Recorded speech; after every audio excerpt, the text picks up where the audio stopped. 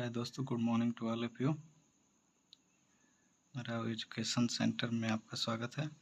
और आज हम लोग देखेंगे नाउन के अंदर जेंडर यानी कि संज्ञा के अंतर्गत लिंग के बारे में। ओके, तो आइए हम लोग जेंडर की डिफिनेशन को देखते हैं। Gender show is the name in male और फीमेल नॉन लिविंग फॉर्म, यानी कि लिंग से किसी संज्ञा के नर या मादा या बेजान होने का बोध होता है, यानी कि पुरुष जात या स्त्री जात या बेजान यानी कि निर्जीव होने का बोध होता है। उससे हम लोग क्या कहते हैं? जेंडर यानी कि लिंग कहते हैं। ठीक है, अब आगे हम आते हैं काइंड्स ऑफ जेंडर, मतलब लिंग के प्रकार। ठीक है, there are the following 4 kinds of gender in English. Okay, यहाँ पे निम्नलिखित 4 प्रकार का इंग्लिश में जेंडर होता है। ठीक है, पहला हम लोग देख लेते हैं। पहले तो हम चारों का नाम जान लेते हैं। ओके, पहला हमारा होता है मैस्कुलिन जेंडर यानी कि पुल्लिंग। उसके बाद दूसरा होता है फेमिनिन जेंडर यानी कि स्त्रीलिंग। और उसके आगे नेक्स्ट है कॉमन जेंडर यानी कि उभयलिंग। और लास्ट में जो आता है न्यूट्रल जेंडर यानी कि नपुंसकलिंग। ओके, अब हम देखते हैं मैस्कुलिन में इसके डिफिनेशन को जान लेते हैं।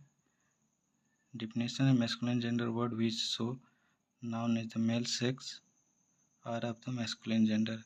किसी प्राणी के नर या पुरुष होने का बोध कराने वाले शब्द को हम लोग मैस्कुलिन जेंडर कहते हैं। For example boy, man, dog, horse, ox, etc। यानी कि बॉय है तो क्या है? पुरुष जाति में है। मैन है तो पुरुष जाति में है। डॉग यानी कि कुत्ता पुरुष जाति में। हॉर्स यानी कि घोड़ा पुरुष में आएगा। ठीक है, मतलब मेल में आएगा। और ऑक्स यानी कि बैल। ठीक है, और इसका ही हम नीचे देखते हैं फेमिनिन यानी कि स्त्रीलिंग जेंडर। ओके, तो feminine gender expressive female nouns are feminine gender. Girls, woman, lady, beats, cow. यानी कि किसी प्राणी के मादा जाति का बोध कराने वाले शब्द को हम लोग फेमिनिन जेंडर बोलते हैं। इसका एग्जाम्पल गर्ल यानी कि लड़की, मैन यानी कि औरत, वुमेन यानी कि औरत, लेडी यानी कि मालकिन, क्वीन रानी, बिट्स कुतिया और काय गाय। ओके, और नेक्स्ट हमारा है तीसरा कॉमन जेंडर यानी कि उभयलिंग। The gender which is indicate that the nouns may be male और female is called common gender. जो शब्द किसी संज्ञा के नर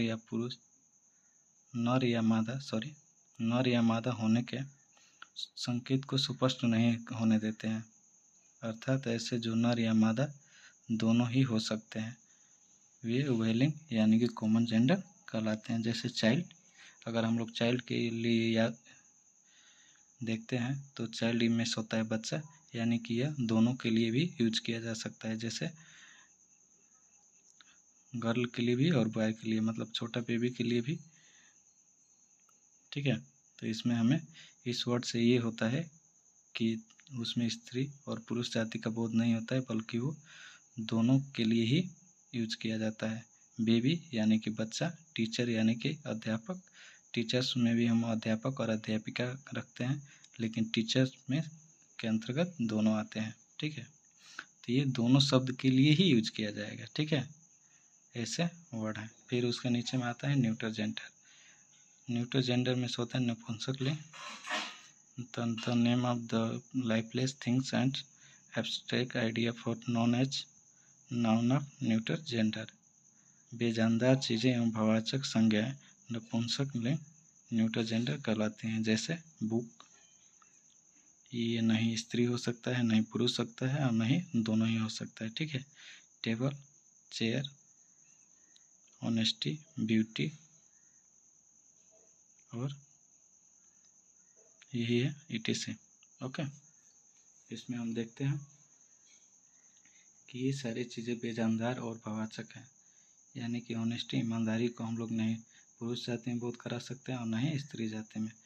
किसी की सुंदरता को भी हम लोग ना ही पुरुष जाति में, ना स्त्री जाति में, ना ही दोनों में बोध करा सकते हैं, यानी कि ये इन तीनों से हटके है, तो ये हमारे किस में आएगा, न्यूट्रल जेंडर में। ठीक है, अब इसके आगे हम देखेंगे कि हम पहले से ही इसको पूरा नोट करके रख लेते हैं, उसके बाद आप लोग को बताते हैं कि कहीं प्रॉब्लम ना हो। ओके, क्योंकि अगर हम लिख के बताएंगे तो आप लोगों के लिए ज़्यादा टाइम हो जाएगा और लंबी वीडियोस हो जाएंगी, इसलिए हम सोचते हैं कि सारा चैप्टर तैयार करके फिर उसके हिसाब से आप लोग को बताया जाए। ओके, अब देखते हैं मैस्कुलिन जेंडर के से फेमिनिन जेंडर कुछ। ठीक है, जैसे कि बैचलर में होता है हमारा कुंवारा, यानी पुरुष जाति में होगा, लेकिन जब कुंवारी के लिए हम लोग यूज करेंगे तो क्या होगा, कुंवारा का कुंवारी, और इसका होगा मेड। मेड यानी कि कुंवारी। बॉय यानी कि लड़का, गर्ल यानी कि लड़की, बुल यानी कि सांड, काऊ यानी कि गाय। ठीक है, मतलब कि एक साइड में इसका मैस्कुलिन जेंडर यानी पुल्लिंग है और दूसरे साइड में इसका फेमिनिन यानी कि स्त्रीलिंग है। ओके, कॉक यानी कि मुर्गा, हेन मिस मुर्गी, कॉल्फ मिस बछड़ा, हेफर मिस बछिया, बोर मिस सुअर और सौ मिस सुअरी। ओके, ब्रदर मिस भाई, सिस्टर मिस बहन। हस्बैंड मिस पति होता है, वाइफ मिस पत्नी, किंग मिस राजा, क्वीन मिस रानी, लॉर्ड मिस मालिक होता है और लेडी मिस मालकिन। ओके, कुछ नाउन के फेमिनिन बनाते समय मतलब अलग अलग रूल्स हैं, उसमें हम लोग क्या करेंगे, इस रूल के हिसाब से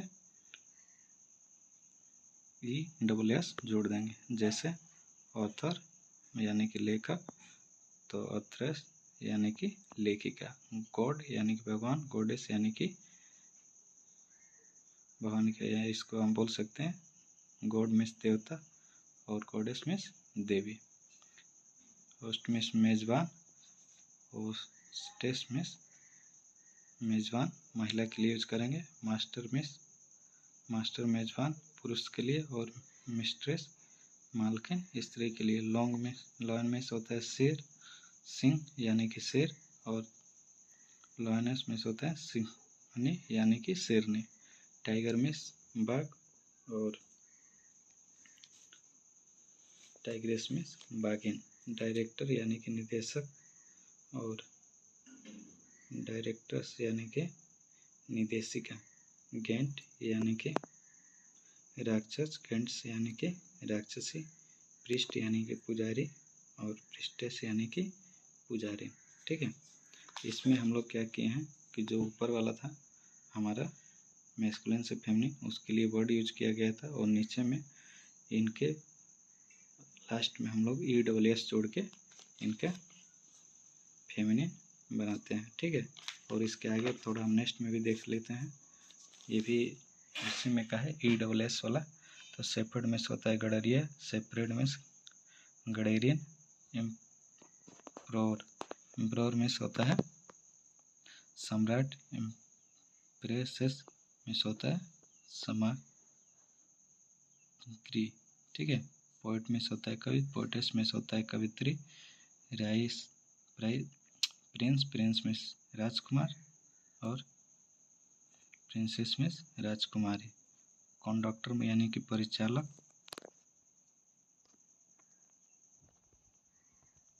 और दूसरा है कंडक्ट्रेस यानी कि परिचालक। कुछ शब्द ऐसे होते हैं जो कि सबसे अलग ही होते हैं, जैसे उसमें हम लोग अगर बक रैबिट करते हैं तो खरगोश होगा, और डोई रैबिट करेंगे तो खरगोशिन होगा।